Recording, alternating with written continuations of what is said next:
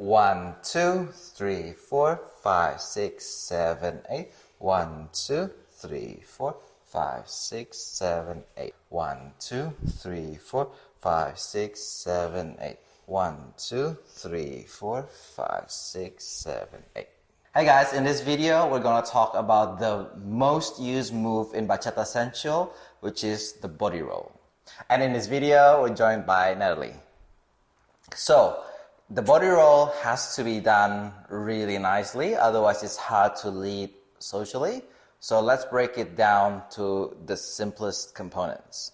First of all, you want your stance to be like one facing this way and one facing outside, more or less. We don't need to go 90 degrees, but whatever is easier for you. We just don't want it to be facing the same way because we need the extra stability by having it open this way. The second thing is we want to just rock back and forth.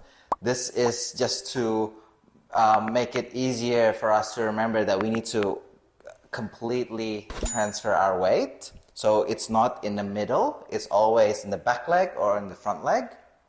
And then the third thing that we want to do is we want to concave our chest when we're back, and then we want to expand when we're forward. So it's just concave, open, concave, open, concave, open.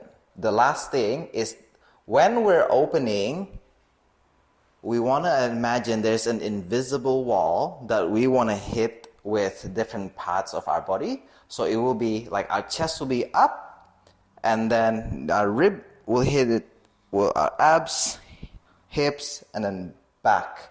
And the movement is finished when we have that swing back. So it's not finished just doing this. We want to finish all the way to a hip. To show you from this side, we want to finish with the swing. This is the finished position for a body roll. And to put it into a pattern, the guy's actually going to do a side body roll, not a front body roll, but it's essentially the same thing. You want to hit this invisible wall with different parts of your body, and then the last thing is you swing back. So it's the same thing, you're just moving sidewards as opposed to front.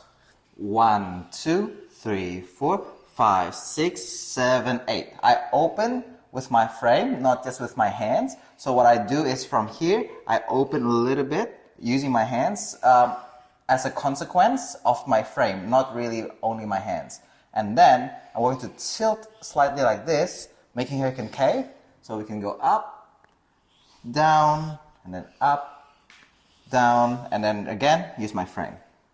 So that tilt, when I'm leading her to concave, I'm tilting slightly like this to help her concave, then go up, down, down. And this, in this case, because we want to keep the timing, we do 2 body rolls.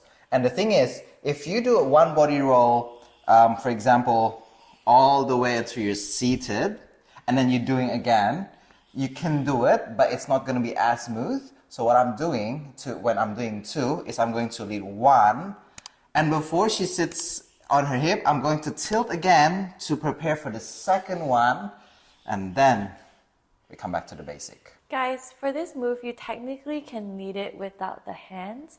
So when you practice here, you can technically just do this. So just be mindful that you're not using your hand to push her. There's no push and pulling. Yeah, you're not pulling her forward and yeah. pushing her backwards, because that can be a little bit rough or uncomfortable for the girls. So just be mindful that the movement really just comes from your frame and the connection at the back of the shoulder blade.